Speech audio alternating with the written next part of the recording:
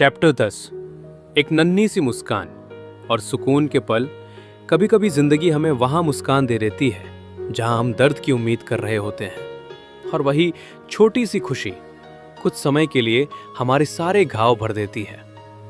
हमारी कहानी भी अब उसी मोड़ पर थी। झूठ, लड़ाइयाँ, शक, इन सब के बीच हम दोनों थक चुके थे, लेकिन शायद किस्मत को अभी हमें पूरी तरह टूटने नहीं देना था। मई 2021 एक खबर आई। उसकी भाभी के घर एक बच्ची का जन्म हुआ। वो मैसेज जब उसने मुझे भेजा, उसमें एक अलग ही खुशी थी। हमारे घर में बेबी आई है।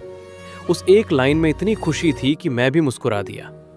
पहली बार कई दिनों बाद हम दोनों ने बिना किसी टेंशन के सिर्फ खुशी महसूस की। धीरे धीरे वो बच्ची हमारी बातों का हिस्सा बन गई। हम उसके बारे में बातें करते, उसकी छोटी छोटी हरकतों के बारे में सुनते। वो मुझे बताती, आज वो हंसी, आज उसने पहली बार आंखें ठीक से खोली। और मैं हर बात को ऐसे सुनता जैसे वो मेरे सामने ही हो। कभी कभी वो वीडियो कॉल पर मुझे उस बच्ची को दिखाती, वो छोटी सी जान, लेकिन उसकी एक मुस्कान हम दोनों के बीच की सारी दूरी मिटा देती थी। धीरे धीरे वो बच्ची हमारे रिश्ते का एक हिस्सा बन गई। जैसे पहले उर्मी थी, वैसे ही अब ये बच्ची हमारी हकीकत बन गई। लेकिन फर्क ये था, उर्मी सिर्फ एक ख्वाब थी और ये बच्ची सच। हम दोनों उसके साथ अपना टाइम बिताने लगे। हम उसकी बातें करते, उसके फ्यूचर के बारे में सोचते।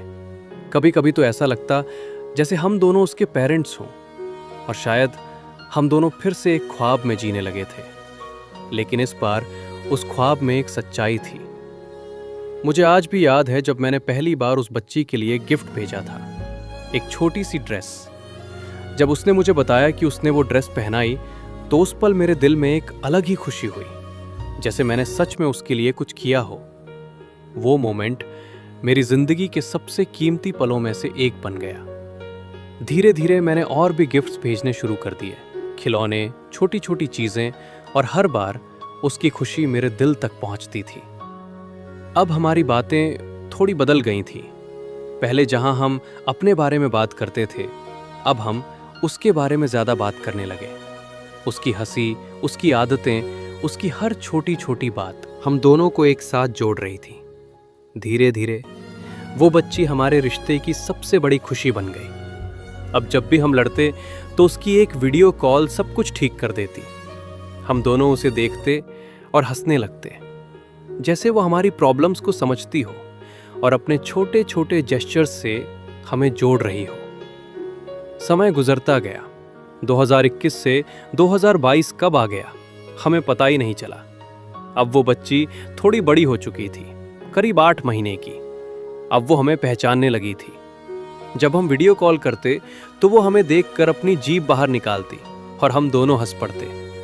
वो पल मेरी जिंदगी के सबसे खूबसूरत और गोल्डन मोमेंट्स बन गए, क्योंकि ना उसके घर में पहले कोई बेबी था, ना मेरे।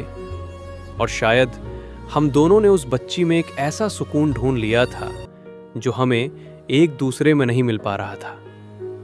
लेकिन हर खुशी के पीछे एक सच्चाई छुपी होती है, और हमारी सच्चाई ये थी, हम उस बच्ची के साथ जितना जुड़ रहे थे, उतना ही हम अपने रिश्ते को एक ऐसे लेवल पर ले जा रहे थे जहां से वापस आना और मुश्किल होने वाला था।